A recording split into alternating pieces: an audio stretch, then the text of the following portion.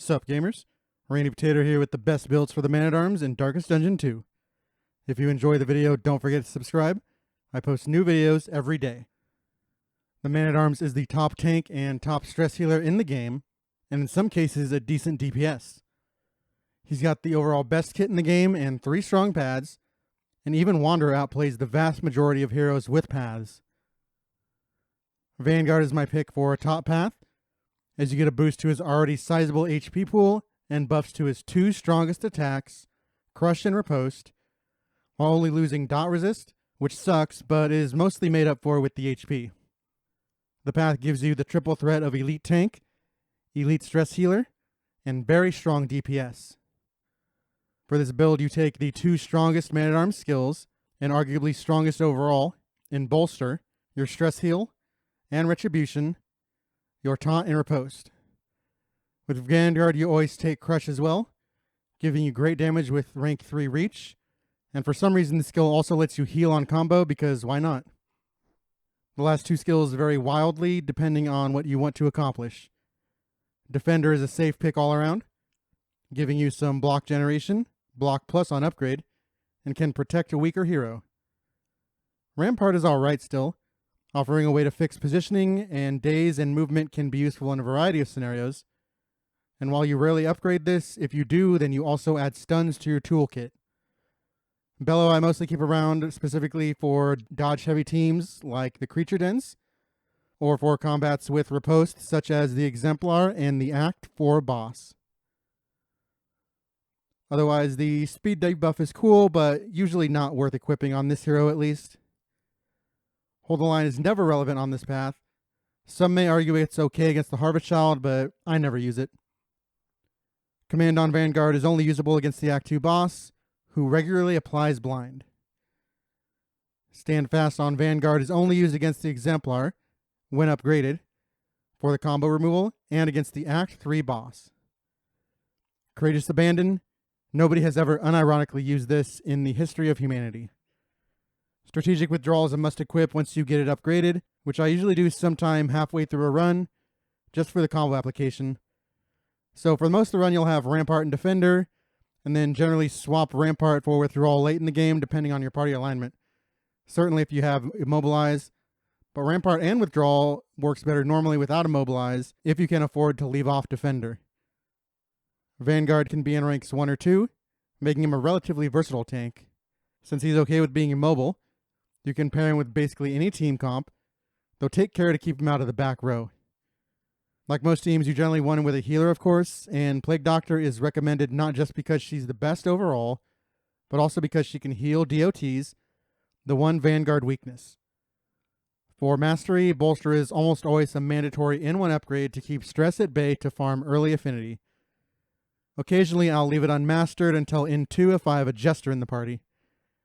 Crush and Retribution are both core upgrades, which one depends on whether your party needs the rank 3 damage of Crush more, or would like the defensive Retribution upgrade.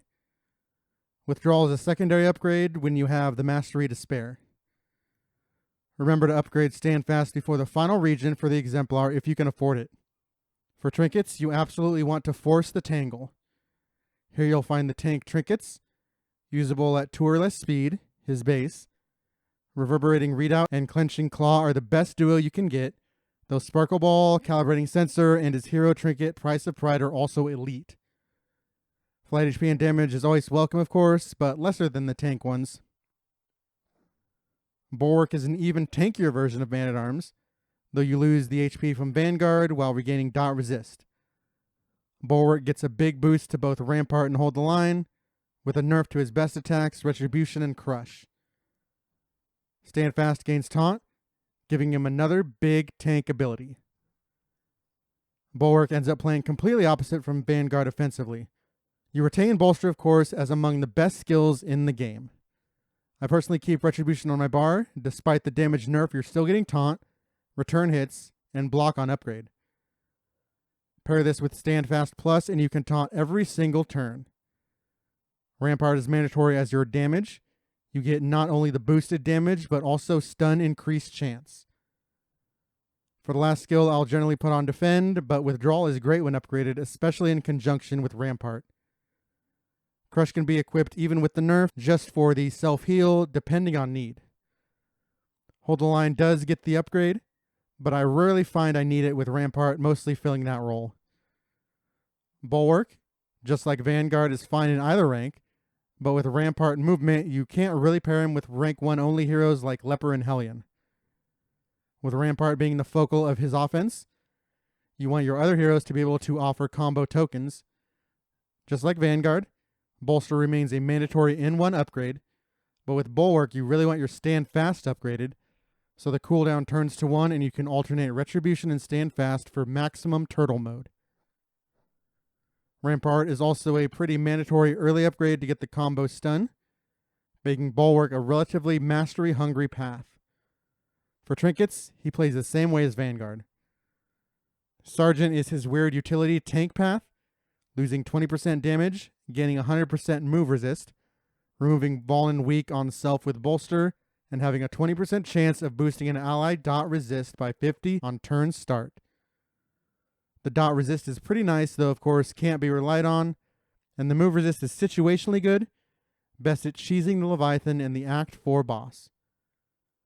The damage nerf isn't that bad, and he can be basically played like a Vanguard / Bulwark mix, but we'll talk about the weirder buff and utility build, which can be played any rank 1 through 4. Bolster and Retribution are eternal, you just don't get skills stronger than this.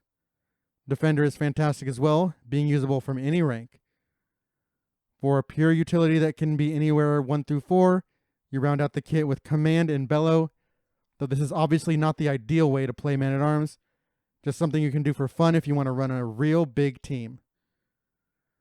As said before, a real build plays basically like Vanguard Bulwark mix, though with more focus on defense, mostly spamming Retribution and Defender, but also mixing in some Rampart for daze, stun, and movement since Crush is less effective with the lesser damage. If you're doing the Meme Sergeant, you can play him anywhere with any team, allowing you to do some fun lineups up front. Otherwise, if you're using him to counter Leviathan or Act 4 boss, you stack him up in rank 1 and play him like a defensive focused Vanguard. You still have the obvious trinket setups, heading to the Tangle to pick up your tank boosters, but with the damage nerf you can also make him an uber tank and pick up a misstep from the cultists to make an unkillable beast. Again, Bolster and Retribution are core upgrades, but I like Defender pretty early here too for even more defense and the guard extension. Overall, the Man-at-Arms has the best kit in the game, with 10 relevant usable skills and 3 very strong pads, along with Wanderer, which is very playable. He's near indispensable as a tank and stress healer combo, and solves the hardest act in the game, 3, by himself essentially. Thank you for watching. If you enjoy the video, don't forget to subscribe. I post new videos every day.